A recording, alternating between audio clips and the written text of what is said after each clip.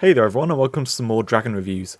At this point I've gone through all the attacker dragons, now it's time to go through the tank dragons. So since this is the first video about tank dragons, I'm going to talk about them in general a bit before talking about these three dragons we see in front of us. So tank dragons in general, they have, compared to support dragons, they have double the health but half the damage. And compared to attacker dragons, they have 4 times the health and a quarter of the damage.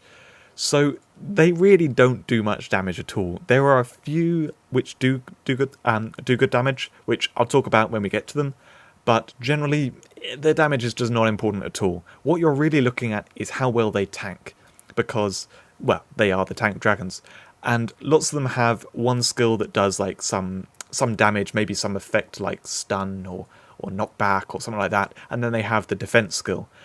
Generally, when you're training these, you can actually kind of bypass training their strength.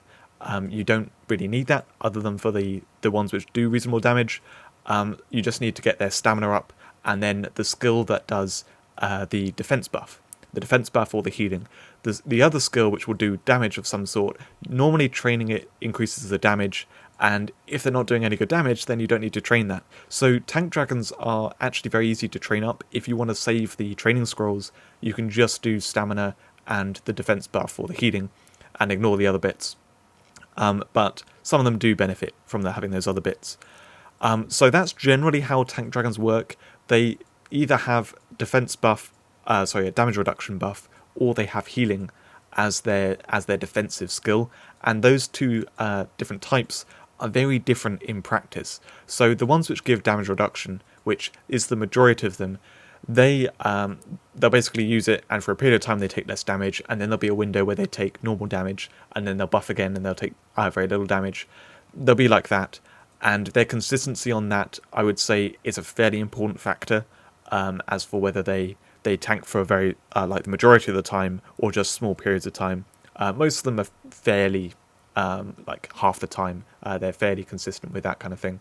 But those damage reduction dragons, they benefit from you using cupcakes, because if you use a cupcake, you'll heal up a dragon, and if it's taking the enemies ages to kill because it's got this damage reduction there, healing it up with a cupcake is a really good way for keeping them in the way, being defensive the whole time. And ultimately, if you want the ultimate defense dragon tanking the toughest enemies, you want something that has amazing damage reduction, and then you use cupcakes. On the other side of the spectrum, we have the healing dragons. There are only 3 which heal, 3 tank dragons which heal, that is, and they are very good at just supporting themselves. So cupcakes aren't really a problem, but they're not going to reduce the damage they take at all, so it's whether or not they can tank the hits that they're taking by healing up frequently enough and their heal being strong enough. They also sometimes have issues of when they get knocked back, it can stop the healing from working. But we'll talk about that when we get to each of the dragons. But basically those healing dragons, they are very, very good at just working by themselves. And often if you get them to max level, they can just survive and be impossible for the enemies to kill. But if they take a lot of damage in one go, or that kind of thing, it can really push them down and kill them. The enemies can kill them, and you can use cupcakes to save them, but they're harder to save in that way. So those are the 2 main types of tank dragons, and most of them fall into those 2 categories. There are a couple of other ones which do other things, but that's what you're looking at mainly, and I think it's important to focus on how well do the tank dragons survive, rather than like the random damage skills which they have. But I'm going to talk about the damage skills, of course. So now we should look at these 3 dragons. These were the first 3 dragons that came to the game.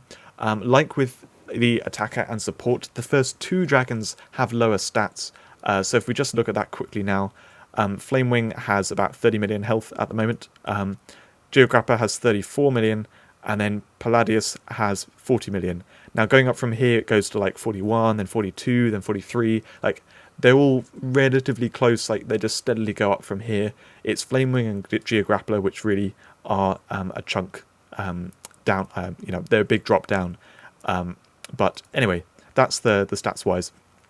So in terms of the Dragon Claws, Silver, and all the rest of it, these are the first dragons, so just like the attacker dragons, they don't take that much. If you look at Flamewing here, it starts off at common, going up. It takes slowly increasing amounts of claws and silver.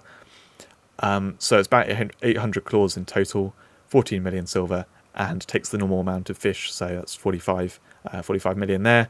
Then, the others are basically the same. It's like 800 claws, 14 million silver, 45 million there, and Paladius is the same. This really gets more important later on. Some of the later dragons take a lot of silver or a lot of fish to get up, and generally like up to double the claws. So yeah, can be fairly important to note. The first dragon to look at is Flamewing. I just realised though, I forgot to mention, tank dragons, they attack with basic attacks every 1 second rather than every 2 seconds, like you see on support and attacker dragons. I mentioned it in an earlier video, but I just wanted to add it here while I was talking about general things. So Flamewing's first skill, as you can see, it's this fiery effect around it. It gets disrupted if Flamewing is knocked back or knocked down. So the animation still goes, but the damage doesn't. The damage is pathetic. Flamewing's damage in general is just rubbish. I wouldn't bother training this first skill because it just doesn't really do any damage. So the damage it does do is 0.3 times basic damage, 7 times or up to 7 times over 6 seconds. So it does it once per second. It will do it as soon as it happens, so it's 7 hits in total rather than 6. But yeah, it just doesn't do very much. 2.1 times basic damage is not very much at all. When it's got barely any damage stat, it's not going to do anything, so ignore that skill. The important one is the second skill, and that is with a 15-second cooldown, it heals twice per second for 7.5% for 5 seconds. In total, that means 15% each second. It's 75% in total. So you're not really getting to see it fully here, but like Flamewing's gone down to about half health. Well, actually, it's going to be below, so when it uses the heal skill, you'll see it will go to full health. Yeah, 75% heal every 15 seconds.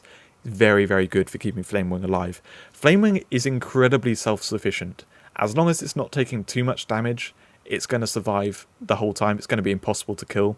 And in fact, dragon stats are pretty low right now.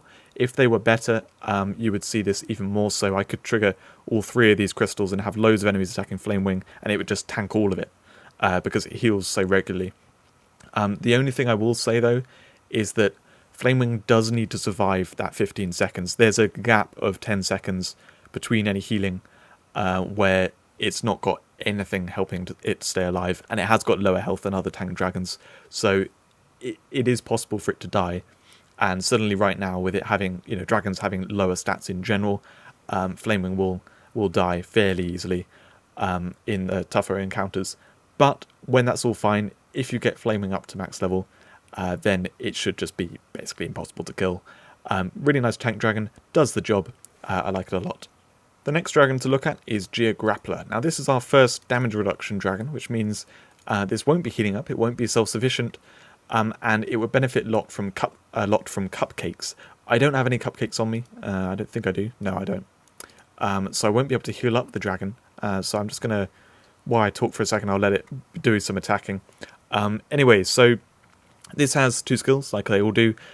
The first skill is the damage skill. You can ignore this for training purposes. The main thing about it is it does a stun. So it has a 6-second cooldown, which is pretty damn low, and then it does a massive area, hits a massive area, doing 3 times basic damage and a 2-second stun. Now bear in mind it has a 6-second cooldown. 2-second stun, that's covering 1/3 of the time. This is really consistent, very, very nice, and actually reasonably good in PvP too. Because it hits such a large area, it very consistently will stun enemies, opponents, and Geograppler is going to sit there and tank. It's going to be annoying in the way, stunning the opponents regularly. So quite nice for that. But the damage itself, you don't need to worry about that, so you don't need to train it for that reason. The second skill is the damage reduction buff. Now, the training stats it says on it, it says plus 40%. It's not technically that. This is the same on all damage reduction skills on all tank dragons. They're actually kind of a multiplier rather than a plus. So it's 1.4 times the number on the skill. Anyway, so the damage reduction buff of 56% for 9 seconds of the 15 seconds. So that's 60% of the time it's taking roughly 1/3, or a little over 1/3 damage, closer to half, I guess. Anyway, so This is really nice. You can see the damage reduction buff by a little shield over it. It's not got it right now, so it's taking the full damage, and then it will do the buff in a second at some point. This mini-boss guy, he interrupts the dragons a bit. Okay, there we go. So you can see it with loads of shields and stuff, and now it's taking about half damage. Geograppler is surprisingly good at surviving. It's one of the best for using with cupcakes from like the earlier dragons, and I do like it a lot. The frequent stun is very useful as well for dealing with small enemies.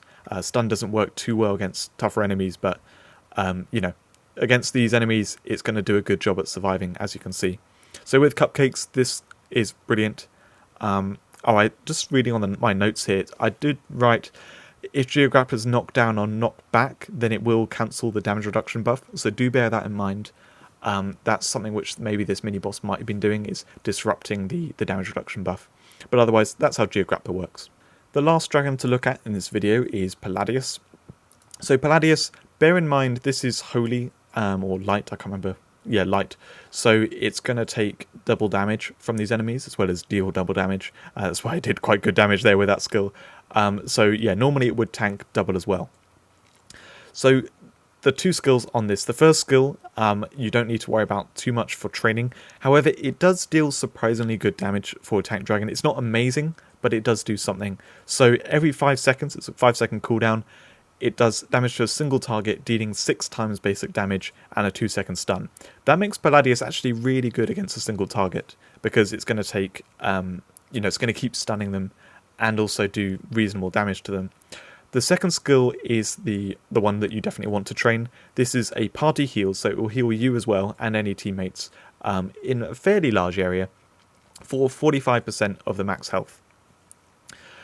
So bear in mind as well, this is 1.5 times from the training, so it goes from 30% to 45%.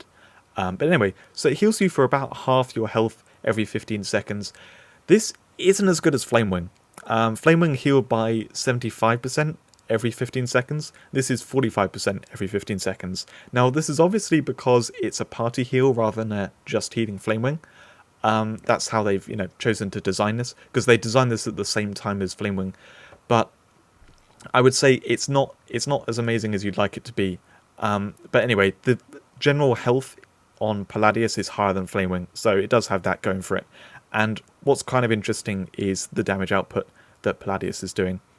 So Paladius is not very good at crowd control because it's got the healing rather than a damage reduction buff. It doesn't survive particularly well. It can die surprisingly fast when it goes into combat, and only stunning one enemy as opposed to all of them like Geograppler does. I'm not a huge fan of how Paladius works. Also, there's the note that Paladius opens with the heal skill. I really do not like that at all. The earlier dragons, almost all of them, the way they were programmed was they would open with their second skill and then use their first skill and then do basic attacks. That's kind of just how their AI was programmed. And Paladius, or some of them got changed when they did the massive overhaul of the dragon skills and reduced the cooldowns, but Paladius didn't get changed. So right at the beginning, it will use its heal when it doesn't need to heal, and then it won't heal for the next 15 seconds. So sometimes Paladius will just really fall flat, and it will die way too quickly. I don't like that very much, but then again, the heals are frequent enough that it can tank some things, like you can see here. It's taking extra damage and it's managing to tank through it by healing up quite nicely. So anyway, that's how it is. That's how Paladius is. Let's have a look at how they all compare to the other tank dragons. So looking at this table here, I've got to mention this total health, that takes into account damage reduction buffs. So it's kind of their health then times by their average damage reduction gives that number, and then I have healing as a separate thing. Also note that all these dragons at the bottom, these are not tank dragons. So if you want to think about how they relate to other tank dragons, look at everything from here upwards. So Flamewing is here. It's basically slap bang in the middle, and I would say Flamewing is pretty much the point in this table here where from flaming upwards you can rely on those to just tank super well, and they just sit there and they survive, or you use cupcakes to heal them up and they survive. these are all the really reliable tanks, and Flamewing is at the bottom of that. However, it does do a really good job. So like I said on Flamewing, when we're looking at it specifically, it will be pretty much impossible to kill as long as dragon stats are, reasonable. So that's where that one sits, and the healing is very, very nice. It's got lower health than basically everything around it. Aurelian is a support dragon, so that's got lower health. But lower health on average, so it dies a lot easier with a short burst of damage, but the healing is very, very powerful. Paladius, Geograppler comes just above. So Geograppler is in that slot of, this is a really good tank dragon, it works, and is at the bottom of that bit, just like Flamewing, but I would say it's better than Flamewing. It's especially helped by the cupcakes, and I do like the stunning effect as well. It's very handy for crowd control.